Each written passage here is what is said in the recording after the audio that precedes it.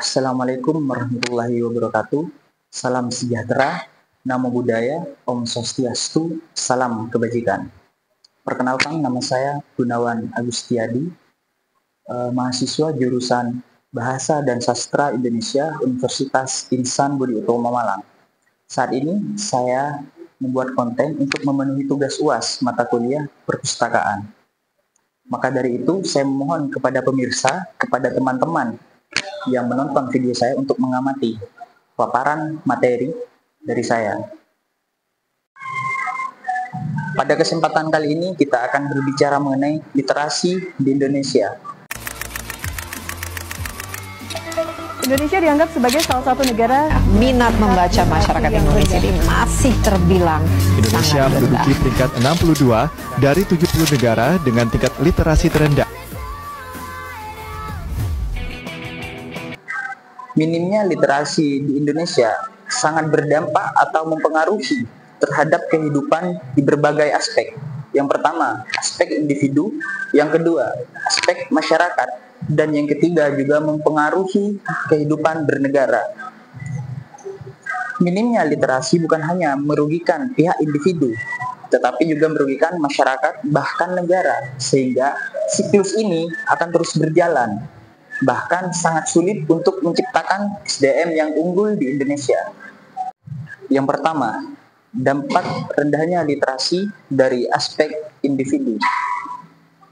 Literasi yang rendah membuat kepribadian seseorang sulit untuk menulis, membaca, memahami, berbicara untuk mengungkapkan isi pikiran atau berargumen, sulit untuk bekerja sama dengan orang lain, bahkan sulit untuk berkembang dalam segala hal.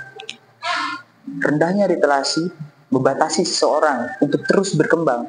Literasi yang rendah akan menjadi keterbatasan yang besar bagi seseorang untuk menggapai apa yang dia mau.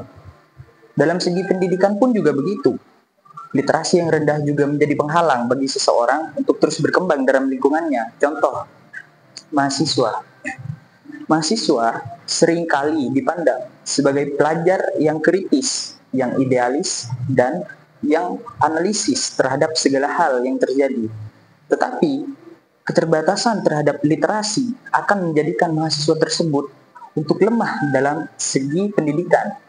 Entah mahasiswa tersebut sulit untuk bersaing dengan mahasiswa yang lain, sulit untuk mengerjakan hal-hal yang seperlunya dikerjakan oleh mahasiswa, sulit untuk menyelesaikan hal-hal yang seperlunya diselesaikan oleh mahasiswa, bahkan mahasiswa tersebut akan tidak bisa atau gagal menjadi tangan kanan daripada masyarakat Indonesia, di mana mahasiswa adalah harapan bangsa Indonesia untuk menjadi pemimpin ke depannya.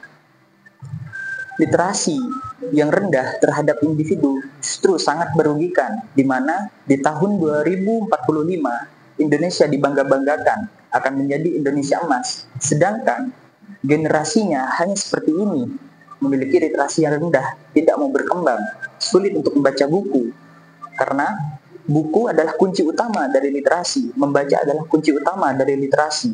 Jika kita tidak bisa membaca, sulit untuk memahami apa yang ada dalam bacaan, maka bagaimana caranya kita akan berbicara? Yang kedua, dampak rendahnya literasi dalam aspek masyarakat. Individu yang cenderung memiliki literasi yang rendah akan berdampak sangat signifikan terhadap masyarakat. Individu yang memiliki literasi rendah seringkali sulit untuk berpartisipasi, berkomunikasi, berkontribusi terhadap apa yang terjadi dalam suatu masyarakat. Dan individu tersebut juga seringkali kurang paham terhadap isu-isu masyarakat yang terjadi pada saat itu, sehingga kurangnya analisis terhadap isu-isu yang terjadi menimbulkan perpecahan dalam suatu masyarakat. Suatu masyarakat juga memerlukan seseorang yang mahir untuk mengawasi suatu pemerintahan pada desa tersebut. Misalnya, desa A. Desa A juga sepatutnya memiliki orang-orang yang paham akan apa yang terjadi pada suatu pedesaan, yang paham apa yang dilakukan oleh suatu pemerintahan dari desa tersebut sebagai pengawasan dari perwakilan masyarakat yang ada pada desa tersebut. Nah, Jadi, dalam konsep masyarakat, pengembangan atau literasi yang tinggi sangatlah diperlukan. Entah itu akan menimbulkan manfaat terhadap masyarakat itu sendiri secara langsung dan secara tidak langsung. Keharmonisan suatu masyarakat juga dapat diterapkan melalui literasi yang tinggi.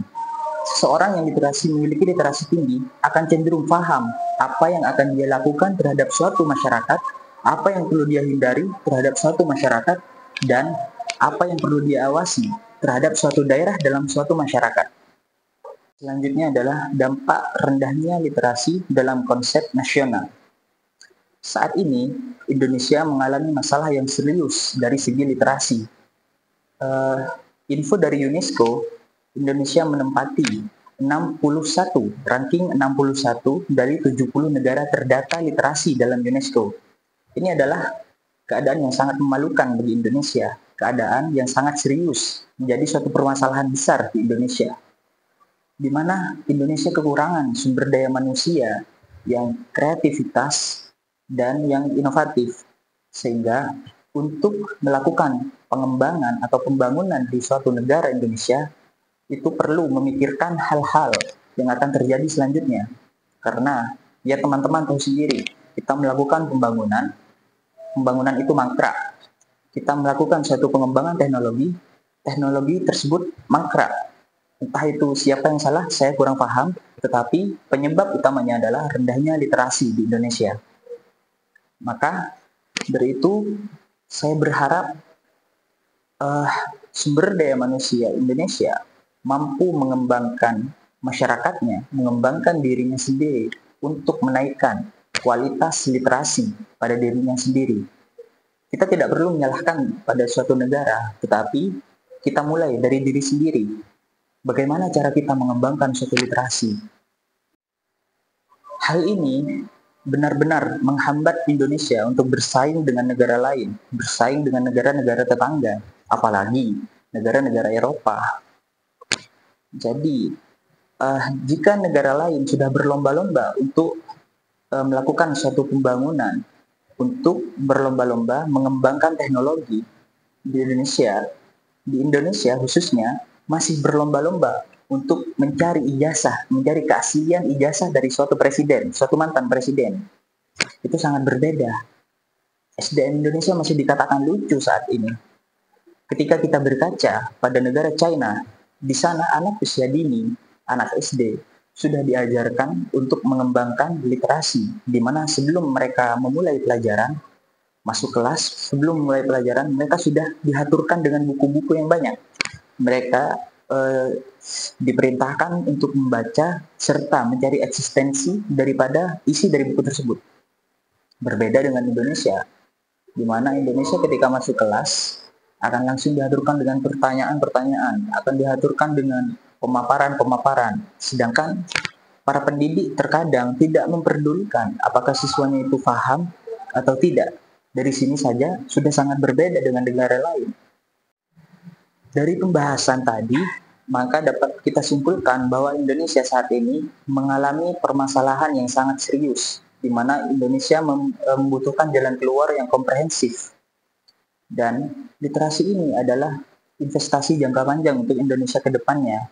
SDM yang unggul merupakan investasi jangka panjang untuk Indonesia, di mana 2045 Indonesia yang didamba-dambakan untuk menjadi Indonesia emas. Semoga hal tersebut akan terjadi dengan meningkatnya literasi yang ada di Indonesia, pengembangan sumber daya manusia yang berkualitas, dan generasi-generasi yang unggul yang akan memimpin Indonesia ke depannya. Sekian dari saya, atas nama Gunawan Agustiadi, saya pamit undur diri.